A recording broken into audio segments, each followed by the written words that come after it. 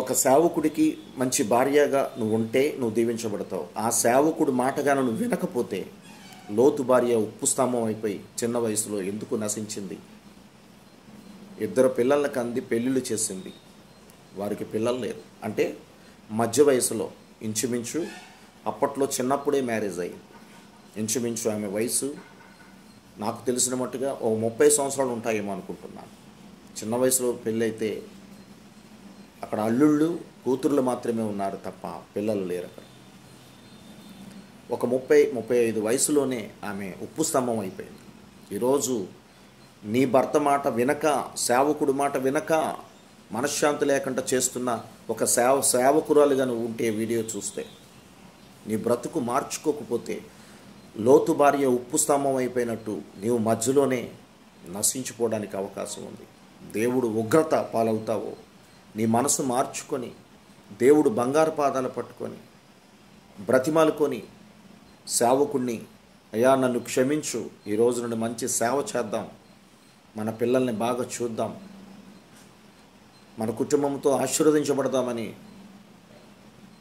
నీ భర్తకి బ్రతిమాలి ప్రార్థన చేయడం మొదలు పెడితే, మార్కు సువార్త 14:38 ప్రకారం మెలకువగలిగి నువ్వు ప్రార్థన చేస్తే, కీర్తనలు 18:6 ప్రకారం దేవుడు నీ యొక్క మొర ప్రార్థన విని జవాబిస్తాడని నేను నమ్ముతున్నాను. మీ కుటుంబం 128వ కీర్తన ఆశీర్వాదాలతో నింపబడుతుందని నేను నమ్ముతున్నాను. మీ లైఫ్లో మీరు బ్రతికున్నంత వరకు మీ భర్తకు లోబడాలి, తనకు భయపడుతూ, దేవునికి లోబడుతూ, దేవునికి భయపడుతూ మీ కుటుంబాన్ని ముందుకు వెళ్ళాలి తప్ప భర్త మీద కానీ ఏ మాత్రము తిరుగుబాటు స్వభావం ఉన్న ఏ స్త్రీ కూడా చరిత్రలో సంతోషపడలేదు, శాంతి లేదు, మనశ్శాంతి లేదు, ఆరోగ్యం లేదు, దీర్ఘాయువు కూడా లేదు. మధ్యలో పతనమైపోయిన స్త్రీలు ఎంతోమంది ఉన్నారు. నువ్వు ఎంత ఉద్యోగం ఉన్నా నీ భర్తను విడిచి ఉన్నావేమో, విడాకులు ఇచ్చేసావేమో కోపంతో, చెప్పుడు మాటలు విని, లేదా నీ గర్వంతో అహంభావంతో నీ భర్తకు దూరంగా ఉన్నావేమో. నీకు మనశ్శాంతి ఉందా? ఒక్కసారి ఆలోచించు. నీ జీవితకాలం అంతయు ఒక మచ్చ నీకు ఉండిపోతుంది. ఒక మంచి భర్తని ఏడిపించిన స్త్రీగా ఉండిపోతావు. జాగ్రత్త. సారమ్మ ప్రేమించేలా యజమానుడా అని భర్తకి ఎలాగైతే లోబడిందో అలాంటి స్త్రీగా మీరుంటే దీవించబడతారు. మీరు యాకోబు అధ్యాయం 4వ అధ్యాయం 7వ వచనం, దేవునికి లోబడి ఉంటే మీ దగ్గర నుంచి దుష్టుడు సాతానుగాడు పారిపోతాడని వాక్యం ఉండదు. మీరు దేవుడికి లోబడండి, మీ భర్తకు లోబడండి. ఈ ముందు 2 వీడియోలు కూడా మీరు వినండి, ఇది 3వ వీడియో. అయితే కొన్ని విషయాలు మీతో పంచుకోవాలి. మరి 22 నుంచి అంటే 19 ఆదికాండం 19వ అధ్యాయము, ఆదికాండము 19వ అధ్యాయము 22 నుంచి 27 వచనాలు చదువుతున్నాను. నీవు త్వరపడి అక్కడికి తప్పించుకొని పొమ్ము, నీవు అక్కడ చేరు వరకు నేనేమీ చేయలేనని, అందుచేత ఆ ఊరికి షాయారు అను పేరు పెట్టెదను. లోతు షాయారుకు వచ్చినప్పుడు ఆ దేశమును సూర్యుడు ఉదయించెను. అప్పుడు యెహోవా సొదొమ మీదను గొమొర మీదను యెహోవా యొద్ద నుండి గంధకము అగ్నిని ఆకాశము నుండి కురిపించి ఆ పట్టణములను, ఆ మైదానములంతటినీ, ఆ పట్టణములో ఉన్న నివసించే వారందరినీ, నేల మొలకలను నాశనము చేశాను. అయితే లోతు భార్య అతన్ని వెనుక నుండి తిరిగి చూచి ఉప్పు స్తంభమాయను. ఇది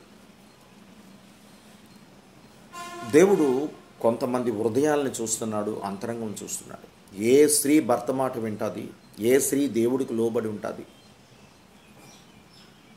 అక్కడ క్లియర్గా మాట్లాడుతున్నాడు, నీవు నీవు నీవు అని.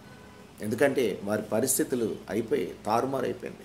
అల్లుళ్ళు అక్కడ ఉండిపోయారు, అక్కడ నాశనం అయిపోయారు, అగ్నితో కాలిపోయారు. ముందు వచనాలు మీరు చదువుకోండి. కూతురులు వచ్చారే కానీ ఏం మాట్లాడలేదు. కూతురు తలంపు ఎలా ఉంటుందో బైబిల్ గ్రంథం చెప్పింది మీకు. ఆ కూతురుల తలంపులు పెట్టే కదా ఈ బైబిల్ గ్రంథం మీద చాలామంది మతోన్మాదులు బురద వేస్తున్నారు. మనుషులు చేసే పాపము దేవునిపై బురద వేస్తున్నారు. మనుషులు చేసే పాపము దేవునిపై బురద వేసి వారు శాపగ్రస్తులు అవుతున్నారు. ఈ దేవుడు పరిశుద్ధమైన దేవుడు. ఏ మనుషుడు ఎలా బ్రతకాలో ఎలా జీవించాలో చెప్పాడు. పాపము చేస్తే ఏం జరుగుతుందో, తన ఉగ్రత ద్వారా ఏం జరుగుతుందో దేవుడు మాట్లాడాడు. ఆదికాండం నుంచి ప్రకటన గ్రంథం వరకు ప్రతి ఒక్కరు చదువుకోండి. దేవుడు తాలూకా ప్రేమ ఎంతగా ఉంటుందో, పొరుగువారికి ఎటువంటి కీడు చేయదు తన ప్రేమ. కానీ పొరుగువారు ప్రతి ఒక్కరు కూడా దేవుడు మాట వినక తన నాశనానికి వారు వెళ్ళిపోతున్నారు. అది క్లియర్గా ఉంది. అది కూడా మీకు చదివి వినిపిస్తాను. అయితే ఇక్కడ చూడండి, వెనుదిరిగిన భార్యలు ఈ లోకంలో ఎంతోమంది ఉండి తన బ్రతుకులు నాశనం చేసుకుంటున్నారు. ఇక్కడ 2 విషయాలు మీతో చదివించాలని ఆశ కలిగి ఉన్నాను. నిర్గమకాండము 20 అధ్యాయంలో 14 వచనం, వ్యభిచరింపకూడదు అనే మాట మనం చూడగలుగుతున్నాం. అలాగే మీరు లేవియల కాండం 20 అధ్యాయం మొత్తం చదువుకోండి. మగవాడిని హెచ్చరించాడు, స్త్రీని కూడా హెచ్చరించాడు. వ్యభిచారం ఎవరైనా ఒక భర్తకి అన్యాయం చేసినా, ఒక భార్యకి అన్యాయం చేసినా తన శిక్షకు తానే కారకులని దేవుడు మాట్లాడాడు. ఆ వాక్యాలు కూడా మీతో వినిపిస్తాను. లేవియల కాండము చూడండి.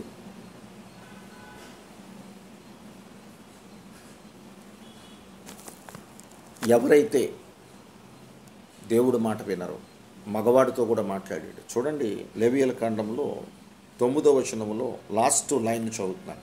తన శిక్షకు తానే కారకుడు అనే మాట చదువుతూ కిందన మగవాడు ఎలా బ్రతకాలో చెప్పాడు. పాపము చేసిన ప్రతి ఒక్కడికి తన శిక్షకు తానే కారకుడు. భార్యని విడిచి వేరే అక్రమ సంబంధం పెట్టుకున్న, తల్లిదండ్రుల్ని ప్రేమించకపోయినా, దేవుడు మాట వినకపోతే తన శిక్షకు తానే కారకుడు అనే మాట చూస్తున్నాం. అలాగే 16వ వచనం, లేవియల కాండము 20వ అధ్యాయము 16వ వచనములో చివరి వచనాలు చదువుతున్నాను. చూడండి, ఆమె దానిని చూడండి తమ శిక్షకు తామే కారకురాలు, తమ శిక్షకు తామే కారకురాలు అని ఉంది. కొంతమంది స్త్రీలు సొంత ఆలోచనలతో భయంకరమైన పాపం చేస్తూ ఉంటారు. తమ శిక్షకు తామే కారకులు అన్నాడు. ముందు వచనములో తన శిక్షకు తానే కారకుడని మగవాడికి చెప్పాడు. ఇక్కడ స్త్రీతో చెప్తున్నాడు. ఈ లేవియల కాండం అంతా మీరు చదువుకుంటే వ్యభిచారించిన వారికి మరణశిక్ష ఉందని క్లియర్గా మాట్లాడుతున్నాడు. ఈరోజు చాలామంది స్త్రీలు, అందరినీ అంటలేదు, భర్తను విడిచిపెట్టి వెనుదిరిగి అనేక రకాల పాపాలు చేస్తూ తన శిక్షకు తానే కారకులైపోతున్నారు. మగవారు కూడా కొంతమంది ఉన్నారు. మంచి స్త్రీలను వదిలి తప్పుడు మార్గంలో పోయి తన శిక్షకు తానే కారకులైపోతున్నారు. ఇప్పుడున్న జనరేషన్లో స్త్రీ చాలా ఫాస్ట్గా ఉంది, చాలా ఫాస్ట్గా ఉంది. హెజ్కేల్లో మీరు చదువుకోండి, 23 అధ్యాయం 35వ వచనం చదువుకోండి.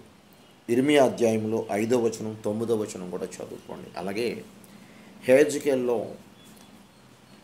18వ అధ్యాయంలో 4వ వచనంలో ఉంది, అందరూ నా వశంలో ఉన్నారు, పాపము చేసిన వారికి మాత్రమే మరణశిక్ష. అదే హెజ్కేల్ 18వ అధ్యాయము 19 నుంచి మీరు 23 వచనాలు చదువుకుంటే దేవుడు నువ్వు వెనుదిరిగితే నువ్వు అవశ్యంగా బ్రతుకుతావని చెప్పాడు. నీవు చనిపోవడం దేవుడికి ఇష్టం లేదు. ఎంతమంది మాటలు వింటున్నారు? ఒక స్త్రీగా ఉన్న నీవు ఏమి సాధిస్తావు? భర్త మాట వినక, దేవుడికి లోబడక, భర్త మాట వినక నువ్వు ఏమి సాధించగలవు? నువ్వు సంతోషంగా ఉండగలవా? నీ భర్త మంచివాడే, ఉద్యోగం చేస్తున్నాడు, లేదంటే కూలికి వెళ్తున్నాడు, ఆ మంచివాడితో సంతోషంగా ఉండక కొంతమంది స్త్రీలు అక్రమ సంబంధాలు పెట్టుకొని ప్రేమ చల్లార్చుకొని తొందరగా పతనం అయిపోతున్నారు. అనేక రకాల జబ్బులతో చనిపోతున్నారు. తొందరగా కుటుంబాలు కోల్పోతున్నాయి. పెళ్ళైన 3-4 సంవత్సరాల్లోనే విడాకులు కోర్టు మెట్లెక్కుతున్నారు.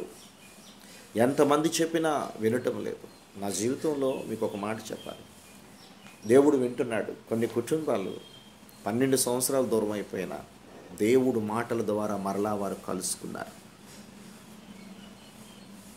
సమాధానపరిచేవారు ధన్యులు, వారిది పరలోకరాధ్యమని మత్తయి సువార్త 5వ అధ్యాయంలో. నాకు దేవుడిచ్చిన ఆలోచనతో ఎంతోమంది కుటుంబాలకి ఒక భర్తగా ఎలాగుండాలి, ఒక భార్యగా ఎలాగుండాలని కొన్ని మాటలు చెప్తే వాళ్ళు ఏమన్నారు తెలుసా?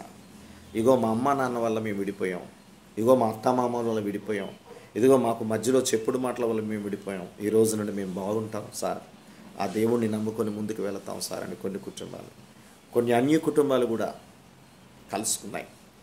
వారికి దేవుడి మాటలు చెప్పాను. వారు కూడా అతి త్వరలో దేవుణ్ణి నమ్ముకోవాలని అందరూ ప్రార్థించండి.